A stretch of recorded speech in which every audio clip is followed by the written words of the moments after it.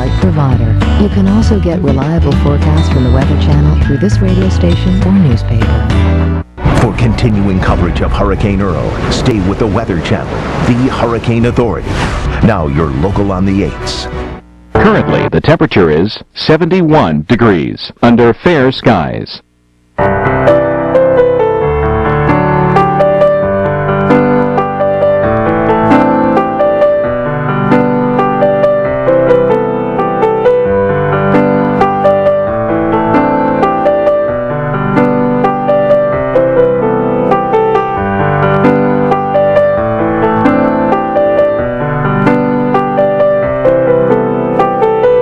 The National Weather Service has issued a weather bulletin.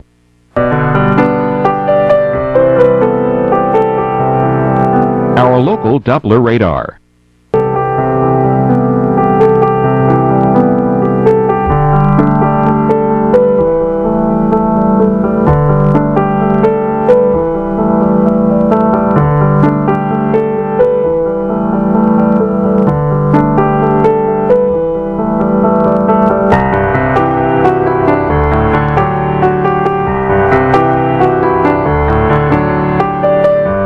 The forecast for your area.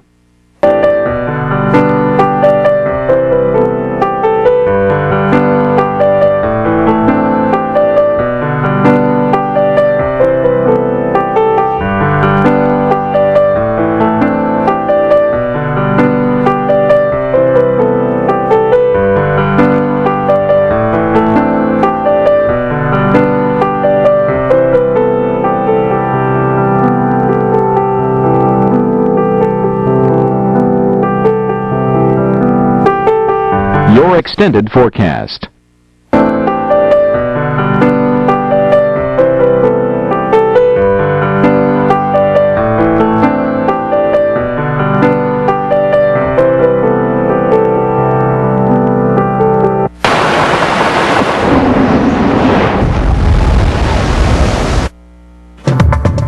Tonight on Weather Center, all eyes are on Hurricane Earl. The Category 4 hurricane is expected to brush parts of the East Coast, and that has some people already packing up and heading inland. Live team coverage is just ahead. And that's not the only thing we're watching in the Atlantic. After Earl, there are tropical systems Fiona and Gaston to deal with.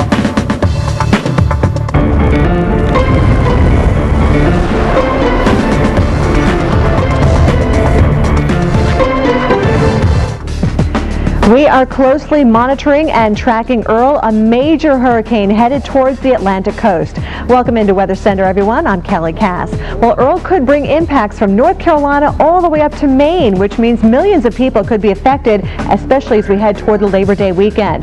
Here is a look at our 3D storm tracker, and you can see Earl is a monster Category 4 hurricane. The Weather Channel, of course, is the Hurricane Authority, so we have all the information you need to know to prepare. And here is the latest that we have for you now on Hurricane Earl. The North Carolina National Guard has deployed troops to help with any problems from Hurricane Earl. Additional troops are also on standby.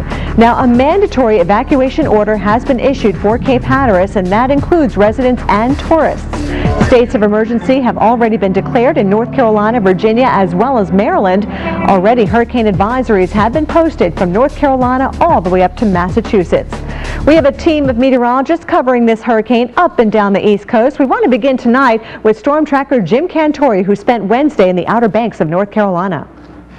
As is almost always the case, it was a beautiful day here on the Outer Banks of North Carolina. The sun was bright, the waves were almost a bit tempting today, and the breeze was just slight enough where you didn't feel that sweat too bad unless you got away from the beach. However, what looms offshore is a huge danger in Hurricane Earl, which has intensified today back up to Category 4 status. Well, either way, the folks were busy today getting off the island. First island to evacuate with a mandatory for visitors and residents was Ocracoke Island. How do you get off the island? You come from Ocracoke on the ferry all the way over here to Hatteras Island. Nobody going to Ocracoke, but basically people coming off in droves. Every ferry that we saw today was pretty much full. And then the visitors here on Hatteras Island, whether they be here on Hatteras up to Buxton, over to Rodanthe, Avon, all these beautiful, beautiful little towns that coat the Outer Banks. People were packing up and getting out of harm's way, obviously cutting what was a holiday week and soon to be weekend short, and some of them weren't very happy about it. We're actually being asked to leave a few days earlier than we had planned. We were supposed to be out on Sunday. Today's Wednesday, obviously, so we've been told that it's mandatory evacuation. So we're packing up the car, packing up the kids, and unfortunately cutting our vacation short. The kids are sad. We're all sad. Our week is cut short, and it just really stinks. So another group that may be packing would actually include yours truly. We are going to reassess the situation tomorrow. And if this thing is inching closer than we think it will be to the coast, we too will be packing up and heading out of harm's way. At first glance, we thought we may be able to ride it out and certainly be cut off, because we do expect the kind of flooding on the Sound that will cut us off. But we don't expect the impact, certainly, from what is a Category 3 hurricane, which we think it will be. One of those times for this area, probably from 6 p.m. tomorrow night here on Hatteras Island, right until 10 a.m. to noon on Friday, the worst of the weather will be here, and that will include huge surf coming in on the beach side, on the ocean side, sound side flooding as winds shift around from the northeast, and certainly a good chance at a hurricane force gust or two, some of which may cause power outages and even some sporadic damage. Reporting from Hatteras Island, I'm meteorologist Jim Cantori. And as we continue to track Earl on air and online, remember you can sign up to get breaking news text alerts. Just text TWC breaking to 44636.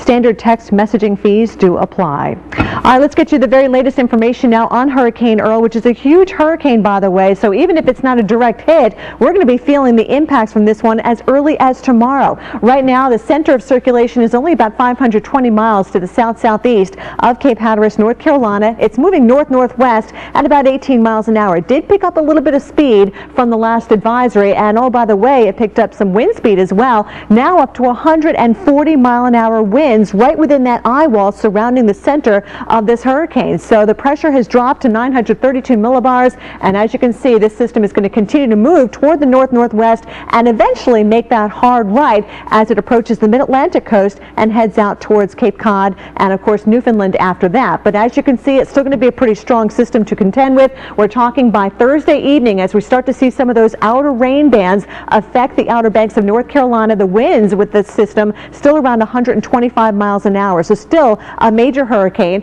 As it heads toward the Jersey Shore, just close to the Jersey Shore, we're talking winds of about 100 miles an hour, so certainly we will be feeling either tropical storm force winds or dangerous hurricane force winds depending on the exact path of this system. And right now it looks like Nova Scotia may be taking a direct hit from this one as well in time. So that's why we've got the advisories in effect. Where you have hurricane warnings along the North Carolina coastline, that means you can expect to feel those hurricane force winds within about 24 hours. As you can see in the orange, that's where we have hurricane watches posted all the way up toward the Delmarva Peninsula, and even a hurricane watch has been posted for eastern Massachusetts and including the islands, Martha's Vineyard and Nantucket as well. So now is the time to prepare. Do not postpone and listen to your authorities about evacuations if necessary. We'll be right back. Stay with us. How about we open up a whole can of